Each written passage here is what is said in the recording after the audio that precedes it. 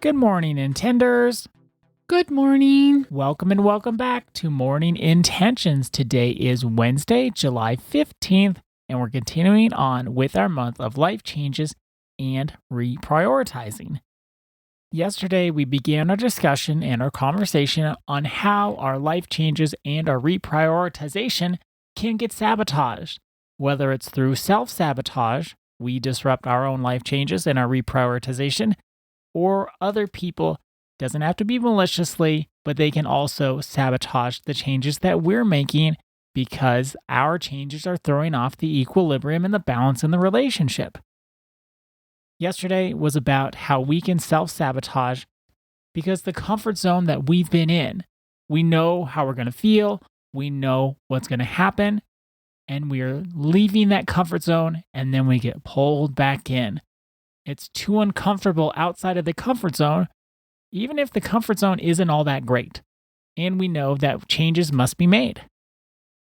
And now here's another way in which we can self sabotage. Listen in and check in. Have you ever done this to yourself? And we hear this one a lot. Waiting until you feel ready. Oh my goodness, around the coaching table, we do hear that one. People will know the changes that they need to make. They know exactly how they want to share that with the people that they love. And then they'll come back to us a few weeks later and say, the timing just wasn't right. I need to make sure all my ducks are more in a row in order to make these changes. And I'll tell you guys, the ducks are never in a row enough. When we wait until we feel ready, we will never feel ready. There will always be a reason or excuse that we can make to tell ourselves it's not a good time. I'm not quite ready. We got to rip the bandage off. Months or years can pass and we can meet people where they knew 20 years ago something wasn't working, whether it's a relationship, a job, anything, and they'll still say now's not a good time. And what that is it's the fear of change is disguising itself as preparation. If only we feel more prepared, then we can make the changes. But really, the lack of feeling ready is coming from this place of fear. This way of self sabotaging is related to the comfort zone from yesterday. We can believe that we're being responsible. We're getting those ducks in a row. We're making our preparations. We're waiting for the perfect timing. We're just really postponing the discomfort that comes with growth. There's no way to grow in a comfort zone. That's impossible. If the comfort zone had growth in it, we wouldn't need to be making any changes. The only way out of that comfort zone and out of the place we've been in life is to make changes, but the end result is the changes are going to feel uncomfortable. They're not going to feel normal until we've done those changes so much they do feel normal. Go back to our 3 levels of growth. Do you remember what they are? Remember those 3 levels of growth: insight, action, and integration. Those are our 3 levels.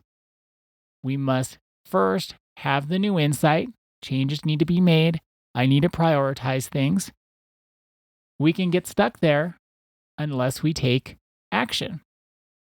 Now, the second step, action at this stage, it's not going to feel comfortable at all because it's not normal. It's not our normal. It's not our everyday. It's not our routine. We actually have to take action enough times, and so many times it becomes integrated and becomes part of who we are.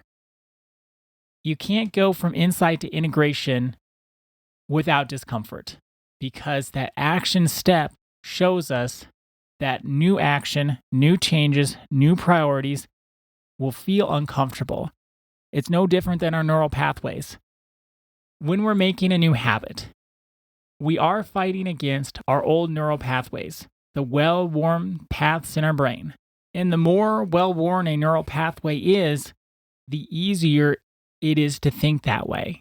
It's easy to think in the form of our habits. When we're making new changes, it takes work. It takes a lot of work.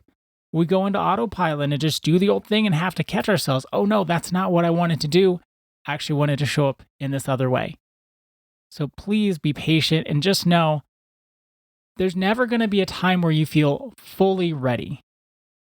You can wait for the right time for years. You can wait till you have more confidence for years. You can wait for the perfect step by step. The real answer is you just got to do it. You got to make mistakes. You got to come up against that first obstacle and say, now what do I do? And have the tenacity to find a way around. You're never going to have the answers before you start going down the path. It's just like that quote from Mike Tyson, everyone has a plan until they get punched in the mouth. Mike Tyson? Yeah, haven't you heard that quote? No, never.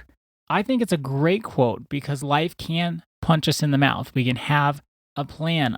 First, I'm going to go to elementary school, middle school, high school. I'm going to pick this career. Then I'm going to go to college, and then I'm going to meet my husband, and then I'm going to have a great career, and then I'm going to have 2 kids, and then we're going to grow old and have our Social Security and our Medicare, and then we're going to die. I mean, we can have this plan of the perfect life. We can have a plan of the perfect business. We can have the plan of the perfect family, and life will punch you in the mouth at one point.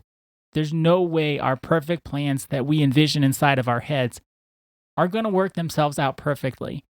We can have the passion, we can have the desire, we can have the resilience to keep pushing for the plan, but there's no way it's going to be 100% smooth with no rough terrain whatsoever.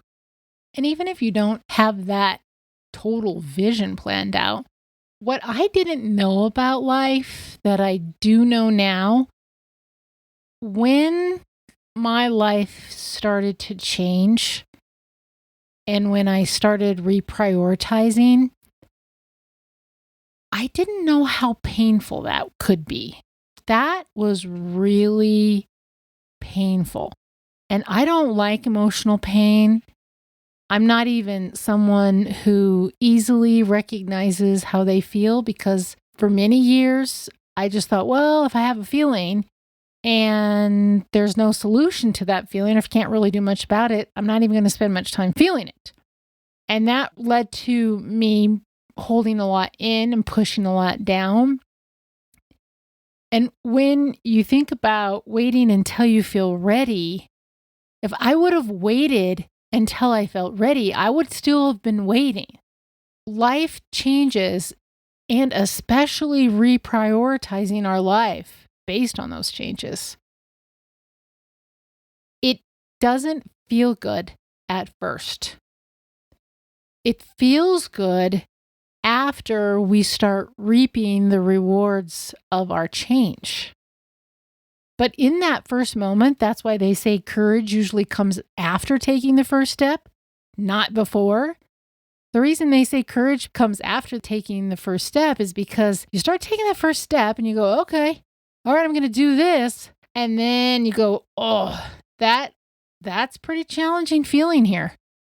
And then that's why people don't truly change. That's why life doesn't truly change. That's why what we were talking about yesterday, you start reprioritizing and then you kind of go, oh, I'm going to give myself a cheat day. And then you're back to square one before you know it because you need courage to take step 2.